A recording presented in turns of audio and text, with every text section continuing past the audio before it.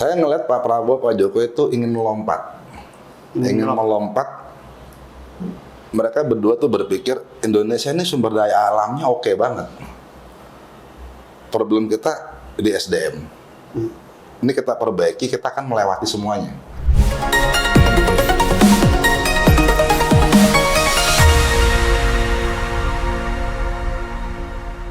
Assalamualaikum warahmatullahi wabarakatuh. Waalaikumsalam warahmatullahi wabarakatuh. Bincang tipis-tipis kembali menjumpai Anda bersama saya Erman Tale Daulay di channel Tale Trias Info.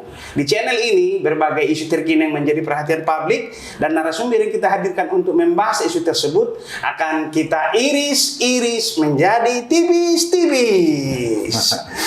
Pada tangan kali ini kita menghadirkan narasumber tokoh muda NU, Bung Rahmat Hidayat Pulungan, akrab disapa Bang Ucok. Sekarang beliau diberi amanat sebagai Wasekjen PBNU. Terima kasih Bung Ucok sudah bersedia bincang tipis-tipis. Makasih Pak. Ini belakangan ini Anda gencar menggaungkan narasi besar Indonesia maju dan tangguh. Coba iris tipis-tipis dulu obsesi Anda menggaungkan itu. Jadi gini, saya manggilnya Erman aja. Iya. Bangsa kita ini kan plural, kemudian sangat luas, multi etnik, multi agama, dan terlalu banyak fragmentasi yang terjadi baik di sosial, budaya maupun politik. Kita di Sumatera Utara saja secara tidak sadar sebenarnya itu banyak fragmentasi budaya kita. Nah, situasi budaya, situasi sosial ini itu harus kita bungkus dengan narasi besar. Dengan narasi besar itu orang akan melupakan hal-hal yang tidak prinsipal, hal-hal kecil. Orang akan punya tujuan bersama-sama yang lebih besar lagi. Nah, narasi besar itu menjadi perlu bagi Indonesia untuk mengelola fragmentasi dan potensi konflik yang ada di semua lini ini. Nah, kita bisa lihat dari Amerika, kita bisa lihat dari Rusia, dari Jepang, Korea. Para pondeng palit kita juga dulu kan? Yes, Uni Emirat Arab, ya kan, kemudian Soekarno. Semua negara-negara besar ini punya masalah nggak? Ya sama, punya masalah semua. Mereka punya masalah yang juga serius di dalam negeri mereka. Tapi mereka punya narasi besar yang bisa mengkonsolidasikan potensi dan kekuatan rakyat mereka. Ya, seperti kita berbeda-beda tetapi bisa bersatu, ya itu walaupun falsafah kan semacam ini juga kan wejangan-wejangan yang bisa menyatukan tadi yang beragam tadi Bung Ucok. Nah, saya mau iris tipis-tipis begini dulu di tengah lapangan becek begini. Saya sebut lapangan becek karena kan kita tahu bersama politik kapital sekarang lagi menggila ya. Mulai dari tingkat paling rendah, pilkades, pemilihan bupati, pemilihan gubernur, sampai ke pilpres pun tingkat nasional, itu kan fakta yang kita temukan di lapangan membutuhkan modal yang besar. Sehingga gagasan-gagasan itu kata orang, sebagian orang, itu tidak begitu lagi signifikan perannya dalam hal menduduki suatu pos-pos penting untuk membawa kemajuan Indonesia maju dan tangguh itu kan. Nah, bagaimana Anda menyikapi hal tersebut? Sebenarnya begini, fenomena Jokowi 2014 itu menjawab persoalan soal kapital. Dia maju sebagai calon presiden hanya dengan modal gubernur. Pada waktu itu dia melawan banyak raksasa-raksasa dan dia bisa menang. Dari situ orang muncul tesis politik bahwa di Indonesia itu untuk bisa menjadi pemimpin tidak mesti punya modal. Tidak mesti harus punya modal besar, kan begitu. Nah, kita kalau sungguh-sungguh punya gagasan, punya kemauan kuat, punya karya-karya yang bisa diukur di ruang-ruang sosial, bisa kok menjadi apapun di Republik ini.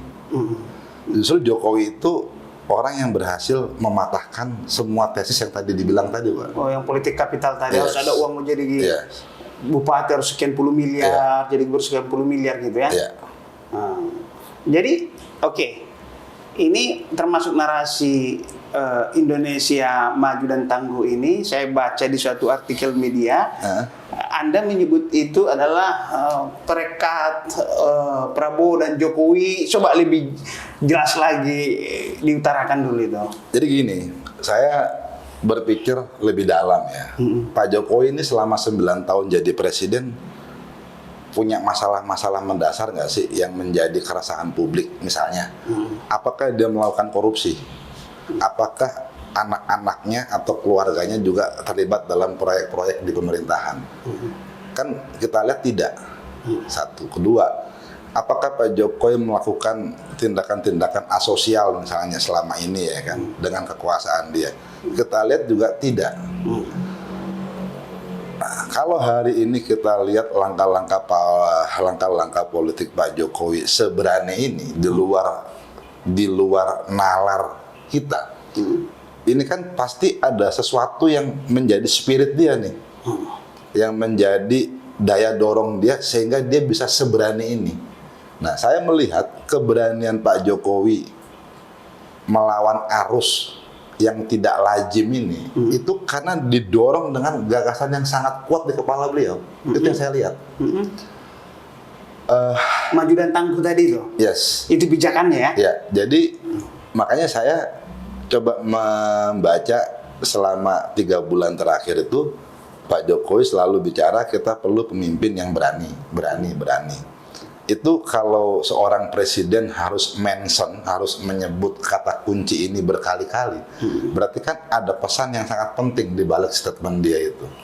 Nah, dari situ saya punya kesimpulan pilihan Pak Jokowi ke Prabowo ini, saya yakin dengan data-data saya itu karena didorong oleh gagasan dan narasi yang kuat. Jadi bukan semata rekonsiliasi menyembuhkan yang keterbelahan ini? Nggak ada. Oh. Pak Jokowi itu saya lihat orangnya itu berlari aja. Bukan karena dulu 2019-2014 kita terbelah, dengan rujuknya Prabowo dengan Pak Jokowi ini mengakhiri itu kan ininya. Terbelah itu kan bagian proses pembelajaran. Terpolarisasi katanya. Terpolarisasi itu kan bagian dari proses perjalanan yang harus kita jalani. Toh pada akhirnya akan terjadi akulturasi atau normalisasi itu kan secara alamiah. Karena kan politik itu kan basisnya kepentingan. Toh kalau nanti kepentingannya sudah ada kok akan berjalan dengan normal kok. Kalau dalam pemikiran Anda apa yang terbentuk level ataupun tahapan untuk mempersatukan dua sosok atau tokoh itu? Apakah di kepentingan kalau di politik, apakah gagasan, apakah program yang terukur? Silakan iris tipis-tipis dulu. Gini, saya tuh melihat polarisasi 3 calon presiden dan wakil presiden ini, itu setelah saya pahami dan saya sederhanakan ya, saya melihat ini terbagi melalui 3 jalur, 3 arus utama. Saya lihat Prabowo dan Pak Jokowi itu ketemu karena basis gagasannya sama. Kemudian Pak Ganjar dengan Pak Mahfud itu ketemu dalam basis nilai yang sama. Ya. Nah, Pak Anies dan Caimin itu ketemu karena basis kepentingannya sama. Jadi satu gagasan, satu nilai, satu kepentingan. Ini ada tipis-tipis dulu ini kali coba. Udah dari Prabowo Jokowi dulu. Gini, kita kan kalau melihat Pak Prabowo dari masih muda sampai hari ini, dia selalu bicara narasi-narasi yang sangat besar. Indonesia kuat, Indonesia tangguh. Macan Asia lah. Macan Asia. Ya, itu kan ngiri-ngiri semua. Ya. Narasi besar yang ada di Pak Prabowo. Dan Pak Prabowo itu ketika dia dia check in dalam pemerintahan Pak Jokowi, dia lihat Pak Jokowi kerjanya memang luar biasa, dan dia confidence dan dia lebih general dari Kopassus, banyak banget kepribadian itu maksudnya. Artinya kan ketika dia di dalam kekuasaan, dia bisa lihat secara langsung Pak Jokowi itu sungguh-sungguh nih ya. Nah, itu yang membuat secara emosional dan secara moral dia yakin dengan Pak Jokowi. Bersatu. Nah, itu yang saya lihat ya. Soal nanti kenapa cawapresnya harus A dan B, itu nggak penting ya. Kenapa? Karena kita ini kan negara sistem presidensial ya. Bahwa kekuasaan itu mutlak ada di tangan presiden. Oh iya. Justru saya lebih suka bicara presiden daripada bicara wakil presiden. Karena struktur kenegaraan kita itu tadi yang saya bilang, sistem kita sistem presidensial. Ada yang berandai kalau nanti presidennya berhalangan, masa ini kan gitu juga, ininya ada kecemasan seperti itu juga. Wajar. Tapi saya ngelihat Pak Prabowo juga semakin baik kok kesehatannya. Soal ada hal-hal kecil wajar soal usia ya kan. Kalau gagasan yang mempersatukan gagasan seperti apa? Oke, Indonesia Maju tangguh gitu kan. Tapi mungkin ada yang lebih dalam lagi yang Anda pelototi, cermati tentang bangsa ini oleh dua orang ini.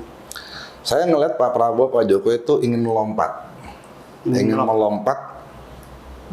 Mereka berdua tuh berpikir Indonesia ini sumber daya alamnya oke banget. Problem kita di SDM. Ini kita perbaiki, kita akan melewati semuanya. Jadi kalau saya secara sederhana selalu bilang ke banyak orang, gampang kok kalau kita mau lihat Pak Jokowi. Beliau selama 9 tahun terakhir ini lebih sering kemana? Itu kan menjadi tempat belajarnya beliau. Itu akan menjadi benchmarknya beliau. Beliau kan paling sering ke China, ke Dubai, ke Uni Emirat, ya kan, kemudian ke Saudi. Itu kan negara-negara yang boleh dibilang berkali-kali dikunjungi Pak Jokowi. Artinya Pak Jokowi itu melihat bahwa kiblatnya ke sini. Ya? Bukan kiblat, bahwa masa kini itu ada di mereka. Oh iya, betul. Masa lalu itu ada di Amerika dan Jepang, masa kini itu ada di Korea, di China, di Uni Emirat, ya kan. Berarti itu masa depan itu ada di Indonesia. Jadi Indonesia tuh harus bisa melampaui ini semua. Itu yang menjadi titik temu antara Pak Jokowi dengan Pak Prabowo. Itu yang orang jarang lihat, saya lihat ya. Berarti Anda tidak melepas soal ini ya, politik global ini ya, masih. Pak Jokowi dan Pak Prabowo tuh orang yang sangat sadar dengan geopolitik. Oh iya betul ya, nggak bisa kita katak tempur. Itu yang menjadi apa namanya integrator mereka di situ. Oke, sekarang itu. Sekarang ke Ganjar Mahfud yang disatukan oleh nilai. Kan konstruksi politik Indonesia itu kan kalau kita melihat itu kan masih menggunakan peta lama, bahwa ini ada nasionalis, ini ada religius, Islam itu ada NU, bungkusnya itu religius, ya kan. Nah, ini kan menjadi apa ya? Menjadi polarisasi politik kita pada masa lalu, tapi sampai sekarang itu masih dipakai. Nilai itu ya. Nah, kalau kita lihat kolaborasi atau koalisi yang dibangun PDIP selama ini kan emang seperti itu. Dari Mega Hasim, kemudian Jokowi Yusuf Kala, kemudian Jokowi kayak Maruf Amin, hari ini juga dengan Prof Mahfud. Itu kan sebenarnya menggambarkan bahwa konstruksi bangunan koalisi yang dibangun oleh PDIP itu basisnya masih basis tradisional. Artinya masih berpegang pada nilai-nilai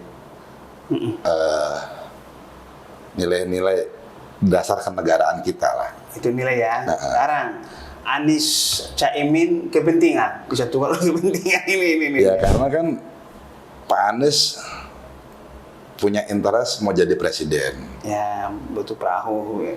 Kemudian Caimin punya interest mau jadi wakil presiden. Mereka sudah susah payah membuat banyak akselerasi, selalu cul-de-sac, selalu buntu. Kemudian mereka ketemu, ya sudah, jalan aja, karena ketemu kan.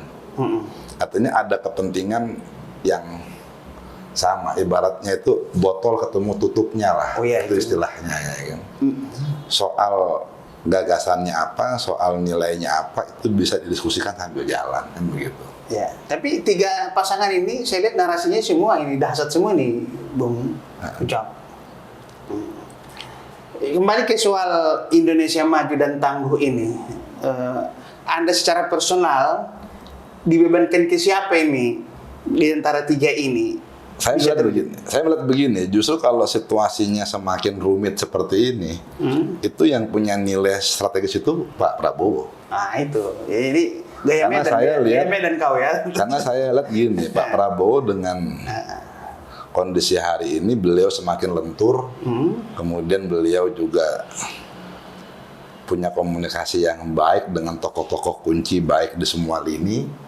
Dan udah mulai jenaka ya kan? Dan saya yakin beliau bisa menghibur banyak pihak lah ya. Artinya begini, beliau itu ya komunikasi ke Pak Jokowi, ke Pak SBY, ke Bu Mega, ke Pak Surya Paloh tuh saya yakin bisa mencairkan suasana lah. Jadi habis bertanding bersanding Anda optimis? Pasti.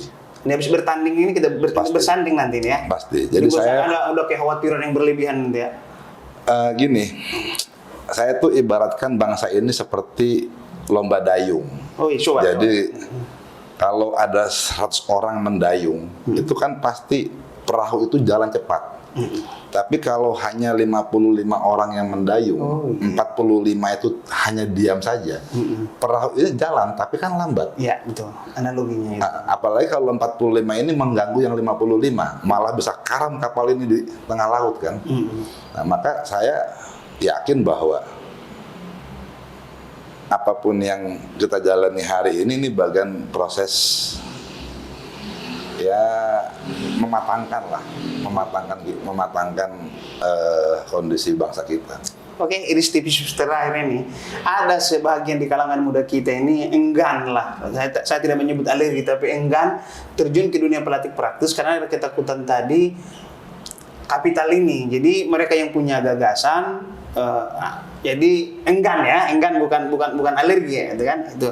Yang kedua, kita jadi sekarang kalau dulu Bung, kita mau jadi ketua DPP itu harus pernah di DPC, DPW, harus sampai ke DPP gitu, ada struktur di situ ya kan. Sekarang kan kita lihat pertama tadi ada keengganan, yang kedua dalam hal berkarir itu seringkali orang masuk di atas gitu. Itu gimana Anda menyikapi itu? Terakhir. Sederhana kalau saya sih. Jokowi itu guru politik terbaik buat kita. Bukan siapa-siapa, tidak punya apa-apa, bisa mengambil banyak posisi-posisi penting. Yang penting dia menggunakan standar-standar nilai yang menjadi pegangan bersama-sama. Oke. Soal itu tadi semua kegelisahan itu kan bisa kita jawab dengan melihat langkah-langkah politik yang dijalani Pak Jokowi. Di antara teman-teman Anda masih banyak nggak yang meraih kekuasaan itu dengan gagasan apa, walaupun tidak di lingkungan Anda masih sering jumpai yang demikian? Ya pasti masih ada, tapi kan secara perlahan orang semakin terbuka, semakin bisa melihat bahwa untuk mengambil banyak hal-hal strategis itu yang penting tuh gagasan, kemauan, nilai, dengan sendirinya supporting itu akan datang. Demikian bincang tipis-tipis dengan Bung Rahmat Hidayat Pulungan. Sampai bertemu kembali. Assalamualaikum warahmatullahi wabarakatuh. Waalaikumsalam warahmatullahi wabarakatuh.